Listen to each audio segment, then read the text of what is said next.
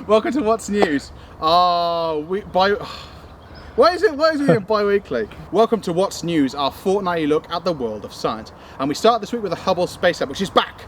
The iconic but elderly Hubble Space Telescope has been resurrected again after a shutdown of more than a month following a computer glitch. Hubble's operators have re-established communications with all the telescope's instruments and plan to return them to normal operations. The problem started on the 13th of June when the payload computer that controls the science instruments spotted an error and put them into safe mode. It was eventually decided that the entire Science Instrument Command and Data Handling Unit, or SIC and DH, of which the payload computer is part, should be switched over from the current operating instrument to the backup. Astronomer Richard Ellis of University College London, who was talking with the magazine Science at the time, says, "You have to tell everyone how nervous we all were. The telescope," he says, "has always been a truly global facility and everyone is a friend of Hubble. It's truly unique." Speaking of telescopes, scientists have captured the first unambiguous image of a moon-forming disk around an exoplanet. That's a planet orbiting a different star. Using the Atacama Large Millimeter Submillimeter Array, or ALAMA, which is amazing because it just says LAMA, astronomers looked 400 light years away to a still-forming solar system. The new image, taken with LAMA, show the large orange-coloured star PDS-70, which is roughly the same mass as our Sun. It's about 5 million years old, which is a blink of an eye in cosmic time. The image was sharp enough to detect the circumplanetary disk around PDS-70c, one of these planets forming within the solar system. The circumplanetary disk eventually forms moons, much like our own.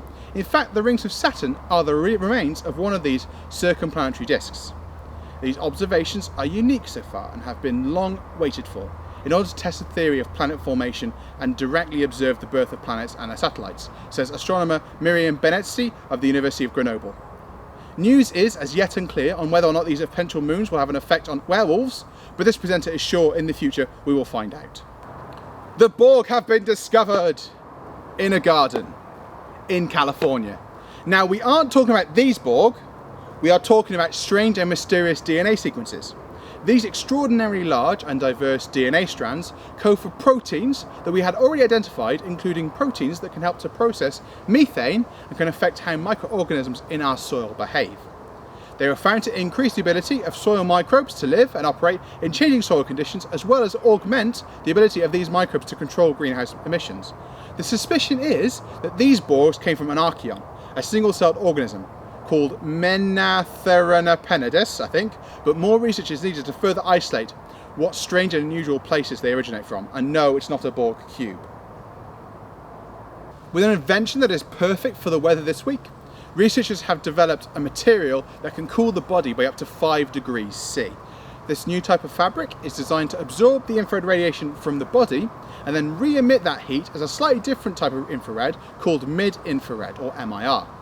This conversion speeds up the amount of time it takes for the heat to move away from your body. The shirt, made up of a polylactic acid and synthetic fibre blend with titanium dioxide nanoparticles, also reflects UV, visible and near-infrared light from the sun, further cooling the wearer. Even though it looks like a regular shirt, optically it's a mirror, one of the inventors of the fabric said. To test their material, the researchers from Huazhang University of Science and Technology created a tight-fitting vest with one half made of their fabric and the other made of a white cotton. A graduate student then sat in a lawn chair in direct sunlight for an hour. When the researchers measured his skin temperature, the side under the new fabric was almost 5 degrees cooler than the side under the cotton. In the future, the researchers hope their material could be useful in combating global climate change. It puts a whole new spin on being too cool for school, which I've got to be honest, is something I never experienced because, yeah. Sticking with substances, it's certainly been a good couple of weeks for material science, with the recent development of flexible ice. Researchers at Zhejiang University in China created ice whiskers a few micrometers in diameter, a fraction of the width of a typical human hair. Usually, ice contains tiny cracks, pores or misaligned sections of crystal, whereas the specially grown ice threads consist of near-perfect ice crystals.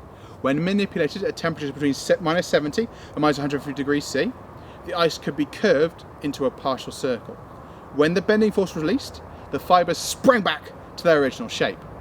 Bending the fibres compresses the ice on its inside edge, and the measurements they took show that the compression actually causes the ice to change form. Thin ice strands form naturally in snowflakes. Unlike the ice in the experiment, snowflakes don't consist of a single flawless ice crystal. However, small sections of these flakes could be these single crystals, the researchers say, suggesting that tiny bits of snowflakes could also bend. I don't know about you, but I'd love to see bendy snow. It would open up a whole new world of snowmen building possibilities. Imagine like you hit it and it goes... Finish with news that froghoppers suck. No, I'm not being offensive to these tiny creatures. I'm actually saluting their incredible feeding powers. These insects that are small enough to sit on a pencil eraser have to suck harder than any known creature. Phinaeus supremaris, froghoppers, pierce plants with their mouth parts to feed on Xylem sap, a fluid made mostly of water that moves through plants' internal plumbing. Sucking the sap requires the suction power equivalent to a person drinking water through a 100 metres long straw. Researchers suspect that the suction power of the froghoppers and other Xylem sap specialists may be unmatched among animals. These froghoppers really do suck. They are awesome little sucking machines. There you go. Got it.